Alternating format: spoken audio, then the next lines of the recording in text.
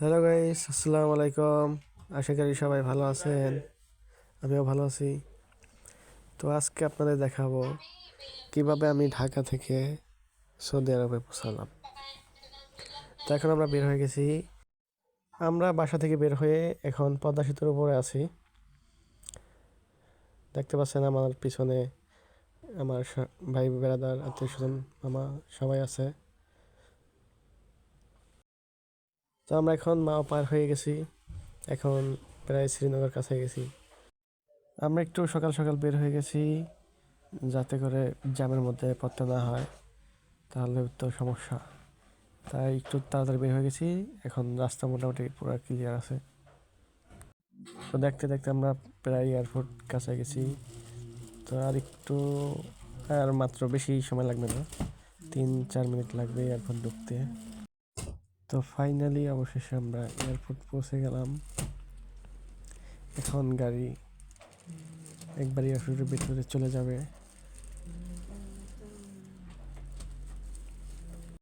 যেটা নিয়ে ভয় পাচ্ছিলাম যে জ্যামের যেই একটা বিষয়, সেটা রাস্তার মধ্যে জ্যামে পড়ে নাই, কিন্তু একবারে এয়ারপোর্টে এসে জ্যামে পড়ে গেছি।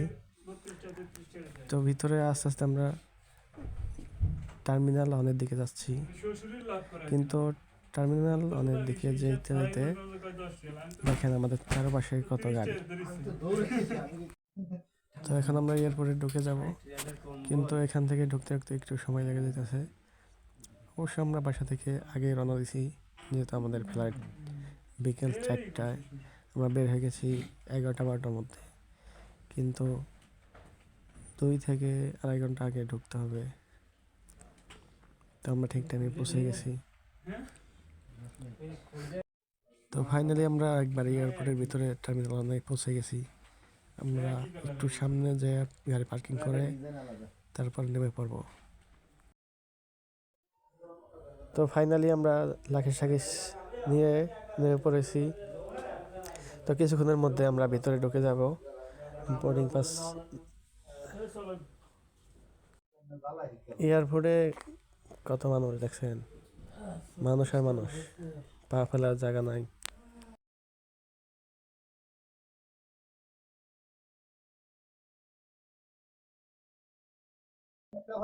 তো আমরা ফাইনালি ভিতরে ঢুকে গেছি। কিছুক্ষণের মধ্যে আমাদের বোর্ডিং পাস দিবে, তারপরে আমরা ইমিগ্রেশনে চলে যাব।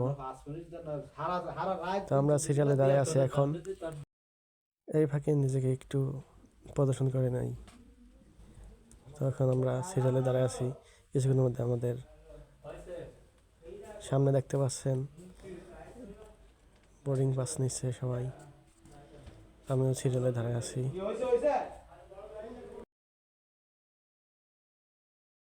তো ফাইনালি আমরা বোর্ডিং পাস নিয়ে ইমিগ্রেশনে চলে আসছি। এখন ইমিগ্রেশন পার করে তারপর আমরা ভিতরে ঢুকবো। দেখতে থাকুন। তো ইমিগ্রেশন পার করে আমরা এখন বিমানের দিকে রওনা হচ্ছি। আমরা বাসে উঠছি এখন। আমাদের এয়ারলাইন্স আছে হিমালয় এয়ারলাইন্স। তো ওই সামনে দেখতে পাচ্ছেন, ওইখানে যাই আমরা বিমানে উঠবো। তো বাসের ভিতরে আমরা এখন বসে আছি।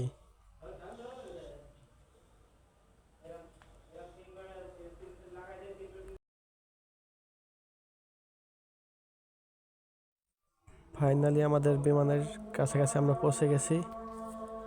তো কিছুক্ষণের মধ্যে আমরা নেমে পড়বো। তো ফাইনালি আমরা বিমানের সামনে চলে এসেছি।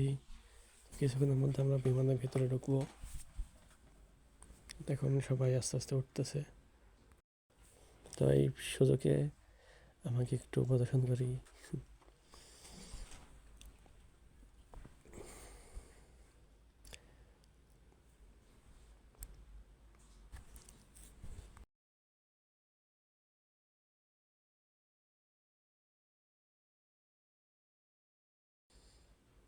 তো সামনে বিমানবালা না, এখন আমার বোর্ডিং পাস চাচ্ছে।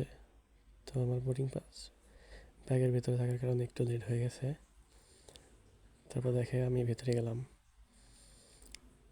তো আমার সিট আমি খুঁজতেছি এখন। সামনে আরেকটু সামনে আমি যাব, তারপরে আমার সিট খুঁজবো। তো সামনে আমি বিমানবালার হেল্প নেই, তো দেখা দেয় যে এটা আমার সিট। তো আমার সিটে আমি বসে পড়লাম। তো আমি একটু ওয়াশরুমে যাওয়ার জন্য দাঁড়াইছি, এখন পিছনের দিকে যাচ্ছি যে একটু ওয়াশরুমে যাব। তো এখন আমাকে বলতেছে যে এখন ওয়াশরুমে যাওয়া যাবে না, এখন কিছুক্ষণের মধ্যে বিমান ছেড়ে দিবে। তাই আবার আমি রিটার্ন চলে আসলাম। এখন আমি বসে আছি, কিছুক্ষণের মধ্যে আমাদের বিমান ছেড়ে দিবে, তাই সিট বেল্টটা বেঁধে নিলাম। জানালার একটু ভিউ নিয়ে নিলাম, মোটামুটি অনেক শীত।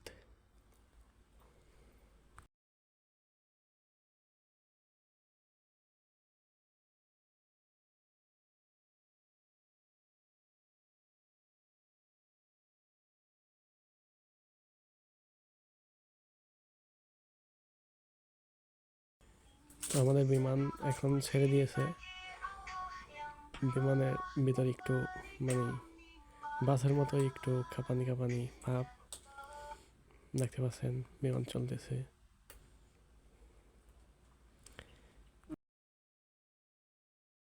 তো মজার বিষয় হচ্ছে এখন আমাদের বিমানের ভিতরে কিছু খাবার দেওয়া হবে, তার জন্য এদিকে একটা নিয়ে আসতেছে।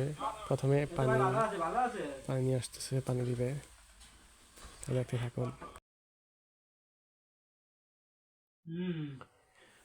তো ফাইনালি আমার পানি চলে আসছে, দেখেন পানি দিচ্ছে। পানিটা মোটামুটি ভালোই ফ্রেশ। তো পানির পরে দেখি কি দেয়, আপনারা দেখতে থাকুন। তো পানি দেওয়ার পরে এখন দেখি কি দেয় আমাকে। ও একটা জুস দিয়েছে, যেটা নেপালের জুস। তো একটা কথা বলতে ভুলে গেছি, প্রথমে আমাদের ঢাকা থেকে নেপালে ল্যান্ড করতে হবে, তারপরে নেপাল থেকে আবার সৌদি ফ্লাইট ধরতে হবে। কিন্তু মাঝে নেপাল যায় 4 ঘন্টা ওয়েট করতে হবে। নেপাল থেকে 9টা, সাড়ে 9টার দিকে আবার আমাদের ফ্লাইট। তো এবার দেখি কি দেয়। তো এখন দেখা যাচ্ছে বিমানবালা আসছে, কি দেয় দেখি। পানি দিয়েছে, জুস দিয়েছে, তারপরে এটা কি দিল দেখি তো। ও বিস্কিট, নেপালি বিস্কিট।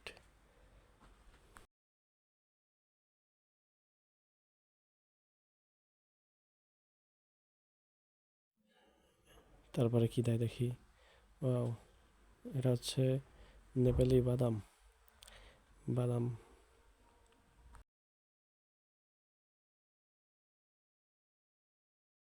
তো বিমান এখন উপরে উঠে গেছে, এখন আমি যাব ওয়াশরুমে। আপনাদের ওয়াশরুমটা দেখাই দিচ্ছি ভিতরে কিরকম।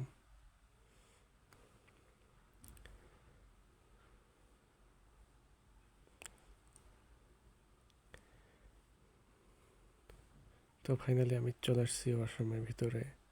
তো দেখেন এই জায়গাটা ছোট্ট একটু জায়গা, তারপর নিচে হচ্ছে ওয়াশরুমের জায়গা। তো ফাইনালি আমরা নেপাল পৌঁছে গেছি, এখন নেপাল ইমিগ্রেশনে যাব। জায়গাটা খুবই সুন্দর, নেপাল এয়ারপোর্ট এটা। আমরা এখন সামনে দিয়ে, তো পরবর্তী ফ্লাইট ধরতে অনেক রাত হয়ে গেছে। দেখেন আমরা এখন পৌঁছে গেছি সৌদি আরবের কাছাকাছি। নিচে উপর থেকে ঢৌটা অনেক সুন্দর দেখা যাচ্ছে, চারদার দিয়ে লাইটিং দেখে মন ভরে যাচ্ছে।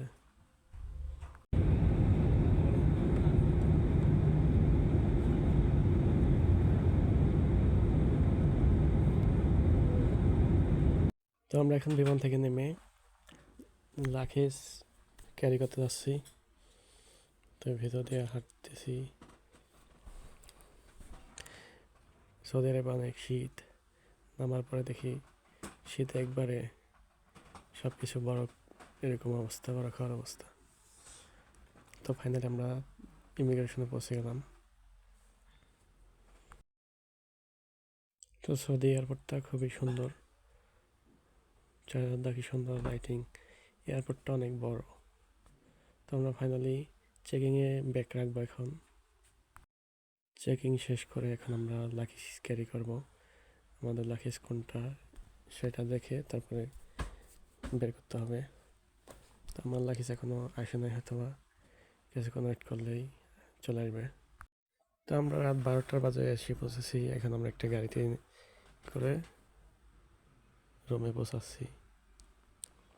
বাইরে প্রচুর শীত। তো আজকের ভিডিওটা এই পর্যন্তই। আশা করি আপনাদের ভিডিওটা ভালো লাগবে। সবাই একটা লাইক করে দিবেন, সাবস্ক্রাইব করে দিবেন, যাতে পরবর্তী ভিডিও দেখতে পারেন। আল্লাহ হাফেজ, আসসালামু আলাইকুম।